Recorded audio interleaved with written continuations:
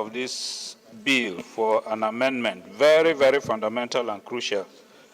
And I support the amendment.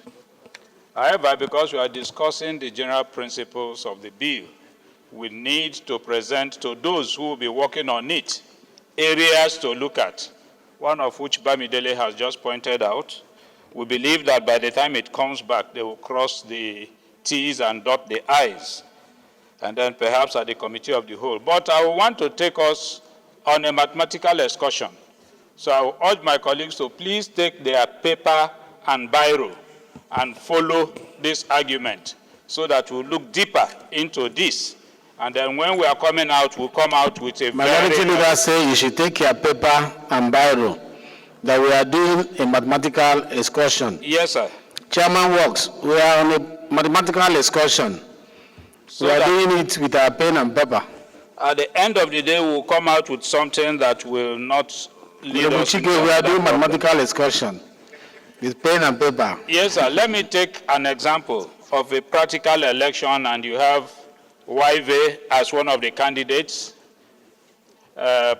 Professor Julius as one of the candidates, Kumo as another candidate, different political parties, but candidates. Jaha and brother Maki, 5 of them contesting. So I take them 1, 2, 3, 4, 5. And the first candidate scored 25.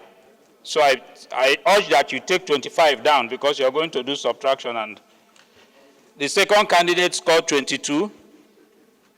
Third candidate scored 18 votes. Fourth, 10. And the fifth, 5 votes. Now, the third candidate, who is Kumo, did overvoting or sponsored overvoting by 20 votes. What is the accredited number of voters? Why are you limiting it to Chief Whip? No. Why are you calling Kumo? Even though he says he's a malam, you are still indicting him. Vote again now. You know what malam means? This is a righteous man. Why are you imputing to him that he's doing overvoting? He's sponsored overvoting. Well, it's just an example. It's not you. It's not you in person. Thank you, sir. Take that the third candidate now sponsored overvoting by 20 votes, with an accredited figure of 78 in all, if you take their first initial real figures. Now, if he sponsored 20 votes added to his own, he now gets 28 instead of 18 and becomes the winner, while ordinarily he was the second runner-up. Now, if you add that 20, his total votes becomes 28, and he's now the winner.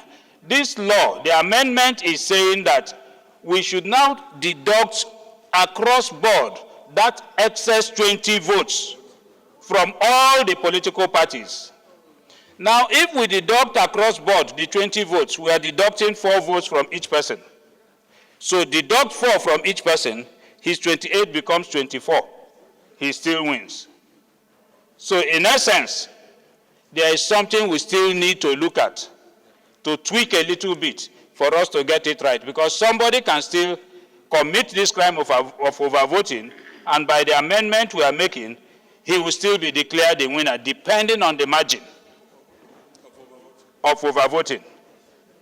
So, whilst I support the amendment, because it is tended towards curing a lacuna in the present law, but I will urge that as we go to public hearing, to committee stage, that these lacuna should be looked at critically, and then a proper solution be produced for us to cure it and cure it permanently. Thank you. I think there's a general